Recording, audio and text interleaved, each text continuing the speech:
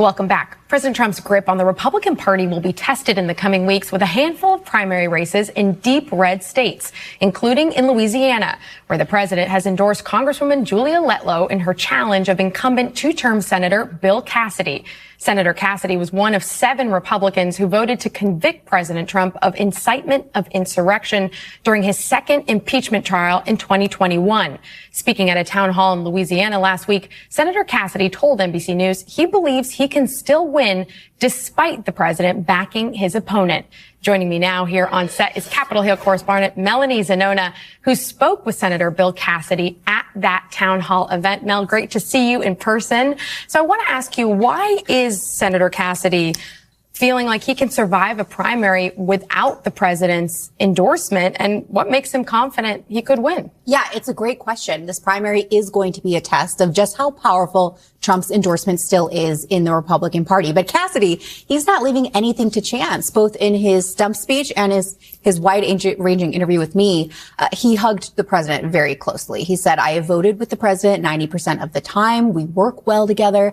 And he also, interestingly, downplayed that impeachment vote, basically chalking it up to a disagreement with someone, kind of like you have with a spouse, is what he said. Let's watch a little bit more of our interview. Hello and welcome, guys, to Dr. John exclusive podcast. So what's happening right? Over 120 bipartisan members of Congress, including Republicans, have formally signed a resolution demanding Trump resign within 72 hours or face immediate impeachment, citing corruption, FBI and DOJ firings, and national security concerns. Trump's response, comparing it to Watergate. In the impeachment vote today, someone asked you about that. You addressed it head on. You defended that vote. Do you think it's a liability for you in the primary? Well, it might be, but I tell people, hey, you're married.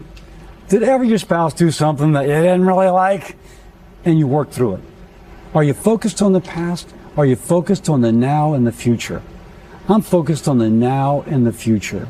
If you want somebody delivering for our state to make Louisiana a place where people move to, set down roots, raise their children and grandchildren, I'm your guy. If that's what's important to you, vote Bill Cassidy.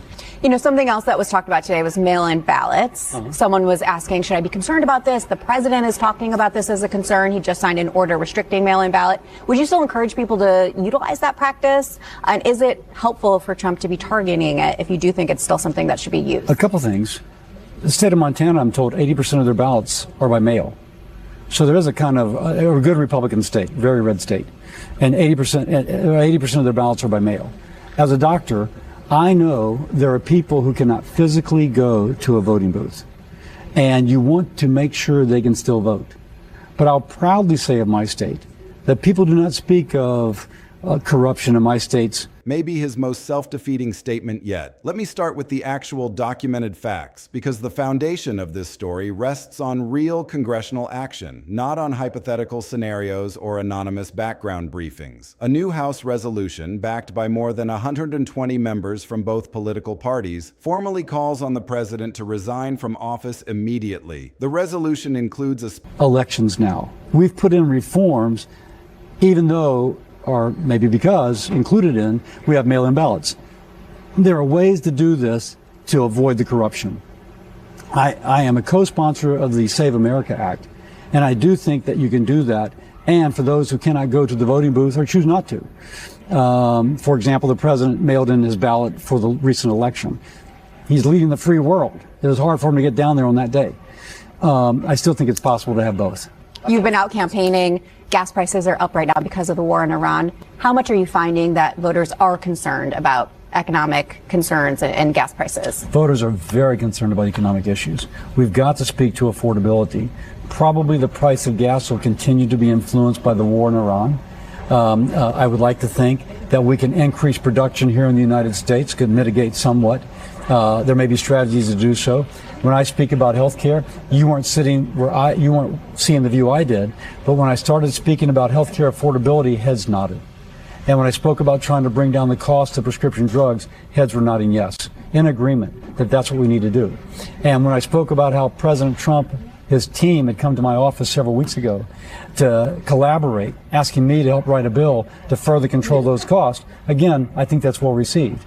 Because we've got to control these healthcare costs. I'll be making an announcement soon regarding this, I do think there needs to be a Republican plan based around the principles that President Trump has raised, and so I'll be putting something out there soon. Specific warning. If the president refuses to resign within the stated time frame, the signatories are prepared to begin impeachment proceedings without further delay. That resolution is real. It is documented. The bipartisan character of the resolution, with Republican names publicly attached, is confirmed by multiple news organizations. The specific 72-hour response window is spelled out in the text of the resolution itself. And speaking of healthcare, Cassidy is also facing headwinds from the Make America Healthy Again movement over his support for vaccines and also over his occasional but very careful criticism of Secretary Kennedy, who he did ultimately vote to confirm. But some of those tensions could be on full display later this month when Kennedy is actually going to appear before Cassidy's very committee. Fascinating conversation, Mel. So we can say pretty safely, right, that a Republican will win there down in Louisiana. But we are getting reporting that the top Senate GOP super PAC has laid out its midterm plan to keep the Senate, and they are going to be spending pretty big in red states in particular, right? What can you tell us about that plan? Yeah, this is a massive investment, over $300 million overall that they're planning to spend this fall in their effort to keep the Senate. But what's really interesting, to your point, is where they are spending, including in several red states, $79 million in Ohio, $71 million in North Carolina, $42 in Maine, even $29 million in Iowa, and $15 million in Alaska. So that, to me, Monica, says... And the reasons cited by the Republican signatories, corruption concerns, national security concerns, the firing of FBI and DOJ officials, and the specific statement that we cannot defend this anymore, are all documented in real reporting from named sources about actual members of Congress making the most consequential political statement of their entire careers, more than 120 members. Republicans recognize this is going to be a tough environment for Republicans in the fall, and Democrats are certainly reading that way as well. The Senate Majority Fund, which is the Senate Democratic counterpart, put out a statement saying Republicans are nervous and their battleground map has expanded substantially into deep red states. So it's not certain that Republicans are going to be able to keep the Senate this fall, but they're certainly going to invest a lot of money in trying to do so. It's going to be so interesting to watch that dynamic and what the Trump endorsement really can mean or won't. Both parties, a specific deadline, Republican signatories going on the record with the most dramatic public break from their own party's president in modern political history. That is the documented real-world foundation of this story, and it is far more alarming in its specific, verified character than any fictional dramatic ultimatum scenario could ever be. Now let me focus on the single most explosive sentence in the entire resolution. The words that should terrify anyone who has been tracking the president's political support: we cannot defend this anymore. That language, coming from Republican signatories, is the precise public break from partisan loyalty that most fundamentally changes the political calculation for every other Republican who has been privately alarmed but publicly loyal. A Republican member of Congress who goes on the public record saying, we cannot defend this anymore, is making the most consequential political break of their career. That statement is not a private expression of concern whispered to a sympathetic journalist. It is a formal, documented public record that will be available to every constituent, every donor, every primary challenger, and every general election opponent for the remainder of that member's political career. The decision to make that statement publicly rather than keeping it private is the most alarming signal of how seriously these Republicans assess the situation. They have calculated that the political cost of staying silent is now higher than the political cost of breaking with the president, and the specific concerns they cite, corruption, national security, the firing of FBI and DOJ officials, are the substantive accountability issues that have been building for months. Now let me talk about the 72-hour deadline, because the specific time frame is what makes this story genuinely explosive and why the word cornered is so precisely accurate. A 72-hour window for a sitting president to respond to a congressional resignation demand before formal impeachment proceedings are urged to begin is the most compressed institutional timeline we have ever seen for a constitutional accountability action of this magnitude. This is not a vague, long-term political threat. This is not a general sense that impeachment might happen someday. This is a specific, documented, ticking clock. The 72-hour window converts the abstract, ongoing accountability story into an immediate, concrete political decision point. The countdown is not a metaphor. It is a real institutional mechanism that forces every member of Congress, every political operative, and every voter to confront the question of accountability right now, not at some distant future date. The president is not facing a vague, long-term accountability threat. He is facing a specific documented 72-hour window within which the most public bipartisan congressional accountability demand is requesting a response before formal impeachment proceedings are accelerated. The president's response to this ultimatum has been exactly what you might expect, but it is also more revealing than you might realize. Trump and his allies have slammed the ultimatum as Watergate-level hysteria.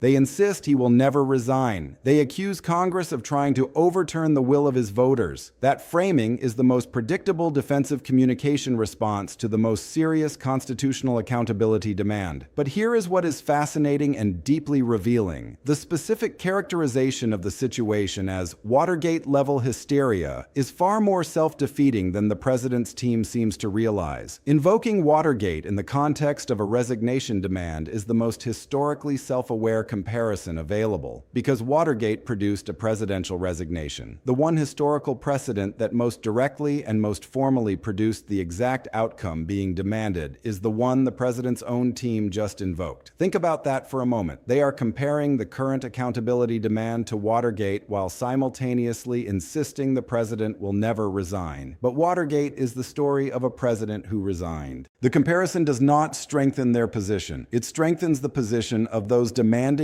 resignation by reminding everyone of the one historical moment when a president faced such overwhelming institutional pressure that he left office rather than face certain impeachment and conviction. Comparing the resignation demand to Watergate-level hysteria while insisting he will never resign is the most precisely self-defeating historical comparison possible. Let me take you deeper into three specific dimensions of this story that deserve careful attention. Each of these dimensions tells us something crucial about where this accountability moment is headed and what it means for the political landscape going forward. The first dimension is the bipartisan fracture itself. What does it reveal about the depth of the Republican Civil War that is now shaping the institutional accountability landscape in ways that purely Democratic impeachment demands could never achieve? Republican members going on record with "we cannot defend this anymore" are making the most consequential public break from party loyalty at the most politically costly moment possible. They are doing it through a formal congressional resolution, which is the most public and most institutionally documented format available. The specific concerns they cite, FBI and DOJ firings, national security concerns, corruption, are the exact accountability dimensions that have been building for months. The FBI and DOJ firings connect directly to documented patterns of interference with federal law enforcement. The national security concerns connect directly to documented risks in how classified information has been handled and how military decisions have been made. The corruption concerns connect directly to documented financial findings and accountability failures. The Republican signatories are citing exactly the documented accountability concerns that have been building the most complete evidentiary record. Their specific public citation of those concerns in the most formal available institutional accountability demand is the most credible real-world confirmation that the accumulated documented evidence is producing exactly the kind of bipartisan institutional break that makes consequential accountability action realistically available. Here is the crucial distinction. A Republican who crosses over based purely on fear of losing their seat is making an electoral calculation. That calculation can reverse when the political pressure changes. But a Republican who crosses over because they assess that specific documented conduct has crossed a constitutional line they cannot defend is making a substantive institutional judgment. That judgment is far more durable and far more resistant to political pressure. The corruption and national security framing from the Republican signatories is the most important signal that this is substantive rather than purely electoral. Their specific public citation of these substantive concerns makes this the most durable foundation for Republican crossover in the accountability calculations that matter most. A Republican who crosses over because they are afraid of losing their seat will recalculate when the political pressure changes. A Republican who crosses over because they assess the specific documented conduct as crossing a constitutional line they cannot defend will face a much higher threshold for reversal. The second dimension is the numbers and political reality. What do the documented numbers actually mean for the realistic probability of formal accountability action? The over 120 bipartisan resolution members and the broader pool of over 180 impeachment co-sponsors are not entirely the same universe of members, but they represent the most overlapping available pool of formal public accountability commitment documented in the congressional record. The previous vote that advanced with 140 members is the most precisely formal floor vote expression of that pool. The specific question is how the documented bipartisan resignation demand most directly adds to or confirms the accountability pool that is building toward the simple majority threshold of 218 votes. The Republican signatories' contribution to the bipartisan character of that pool is the most important addition because it directly addresses the partisan framing escape hatch that has been the most effective management tool for every prior accountability demand. When accountability demands come only from Democrats, they can be dismissed as partisan attacks. When they come from Republicans as well, that dismissal becomes impossible. Over 120 bipartisan resolution members, over 180 impeachment co-sponsors. A 140-member advanced vote on the record. Together, these document the most comprehensive accountability pool we have seen, and the specific composition of that pool, including the Republican signatories, most directly establishes how close we are to the 218 threshold. The combined documented pool is the most comprehensive available foundation, and its bipartisan character most specifically addresses the partisan framing escape hatch. But I have to be honest with you about the third dimension, because any serious accountability analysis cannot avoid addressing the most significant structural obstacle. Even if the House impeaches the president, the Senate would still need a two-thirds supermajority to convict and remove him. That constitutional requirement is real, it is documented, and it represents the most significant structural barrier to the most dramatic formal outcome. The documented Senate crossover pattern we have seen on war powers questions showed Republican crossover at around 52 to 53 votes. The gap between that documented crossover level and the 67 votes required for conviction is roughly 14 additional senators. The specific question of whether the bipartisan House accountability mobilization, including the Republican "we cannot defend this anymore" signatories, is producing Senate crossover expansion is the most consequential open question in the entire constitutional accountability story. The Senate supermajority reality is not a permanent barrier. It is a specific threshold whose distance from the current documented crossover level most precisely determines the realistic timeline for any formal removal outcome. The 14-senator gap is the most precise measure we have of how far we are from that threshold. And the question of whether that gap can be closed is the question that will define the coming weeks and months. The Senate reality requires honest acknowledgement, and the specific 14-senator gap is the most precise measure of the distance to the conviction threshold. Now let me talk about the political narrative battle, because regardless of the formal constitutional outcome, the immediate political consequences of this resignation impeachment ultimatum are already unfolding. Two competing framings are fighting for dominance. The first framing, pushed by the president and his allies, is that this is Watergate-level hysteria, a witch hunt, a persecution of the president by a hostile Congress trying to overturn the will of the voters. This framing is designed to convert accountability pressure into base mobilization fuel. It is predictable, it is consistent, and it works on a certain segment of the electorate. The second framing, pushed by the Republican signatories themselves, is far more damaging. "We cannot defend this anymore" converts accountability pressure from partisan opposition into bipartisan institutional concern. It is not Democrats saying the president is corrupt. It is the president's own party members saying they cannot defend him anymore. That framing is the most specifically alarming weapon in the narrative battle because it is the most credibly sourced and the most institutionally authenticated alternative to the witch hunt dismissal. For swing voters, for suburban moderates, for the persuadable members of the president's own coalition, the source of the accusation matters enormously. A Democrat accusing the president of corruption is expected. A Republican saying "we cannot defend this anymore" breaks through the partisan noise in a way that Democratic accusations never can. The narrative battle is the most immediately consequential political dimension, and the Republican signatories' "we cannot defend this anymore" characterization is the most specifically alarming weapon in that battle. Documented bipartisan character of the over 120-member resolution, with Republican signatories specifically citing corruption and national security concerns, most specifically reveals a substantive institutional break grounded in documented accountability concerns rather than purely electoral calculation. This makes it the most durable foundation for Republican crossover in constitutional accountability proceedings. The Republican signatories have cited specific substantive concerns, establishing that their break is institutional rather than just electoral. The bipartisan character is the most important analytical signal, and the specific substantive concerns cited by Republican signatories establish the most durable basis for crossover.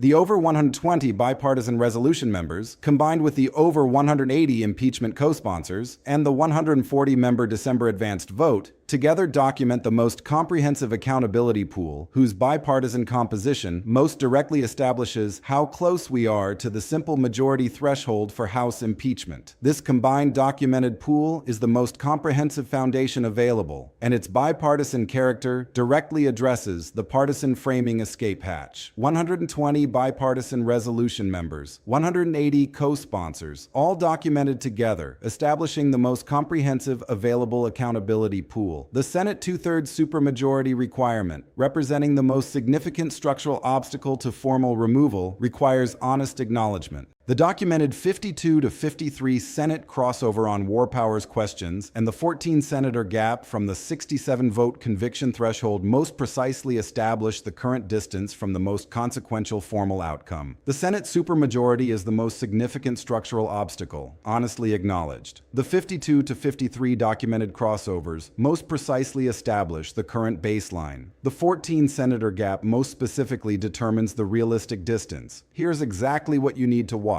as this story continues to develop. Watch for any Republican responses to the 72-hour ultimatum that indicate the "we cannot defend this anymore" language is expanding to additional Republican members. Watch the president's conduct in the immediate post-ultimatum period for any additional documented accountability concerns that could provide political cover for more Republican crossovers. Watch the House leadership response to the bipartisan resolution for signals about whether formal impeachment proceedings are being advanced or contained, and watch the Senate Republican crossover pattern for any expansion beyond the documented war powers baseline into the corruption and national security accountability dimensions cited by the House Republican signatories. Let me leave you with the absolute bottom line. A House resolution backed by more than 120 members from both parties calls on the president to resign immediately. A specific 72-hour response window has been established before formal impeachment proceedings are urged to begin. Republican signatories are on the public record saying, "We cannot defend this anymore," citing corruption and national security concerns, including FBI and DOJ firings, as the specific breaking point that produced their public break from party loyalty.